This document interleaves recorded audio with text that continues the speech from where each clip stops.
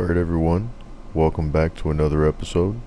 Today we're going to take a look at the lore and inspiration for the Candyman. Stay tuned. Alright, the story of Candyman was he was a painter, okay? He fell in love with this white lady and her father was very angry about this, to the point that he hired a gang to beat him up, cut off his hand, and stick a hook on the end. And not only that, they covered him in honey and a bunch of bees attacked him and stung him to death.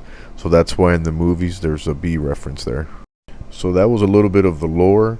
Now I'm going to tell you about the real Candyman. Alright, this piece of crap right here is Dean Corll. Okay, he raped and tortured and murdered at least 28 boys and young men between 1970 and 1973.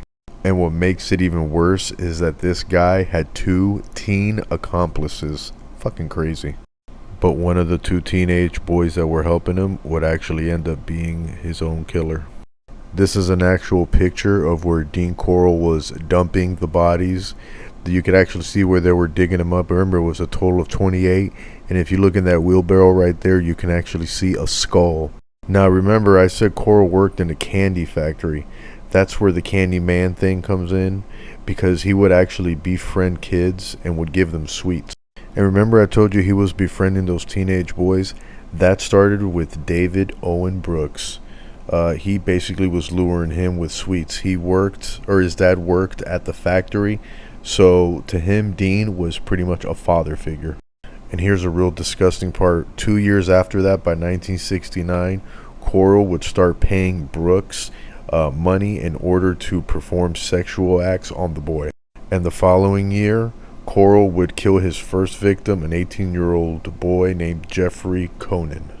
He picked Conan up when he was hitchhiking, and his body was found 3 years later at High Island Beach, bound and gagged. Around the same time as Conan's death, Brooks actually walked in on Corll when he was taking advantage of 2 other teenage boys, and he gave him shush money, and he bought him a new car basically to buy his silence, and he agreed. And he would also pay him $200 per person that he can help lure over to him, and that's how the 28 body count got amassed that high. Alright, fast forward, and Corll comes home and finds out that Hanley had a chick in the place. He gets mad, plays it off like he's calming down, and they all drink and smoke until the kids pass out. Alright guys, I'm going to end this video here. I'm going to do part 2 right after this, so if you're seeing this one, that one's out also. Like and follow for more.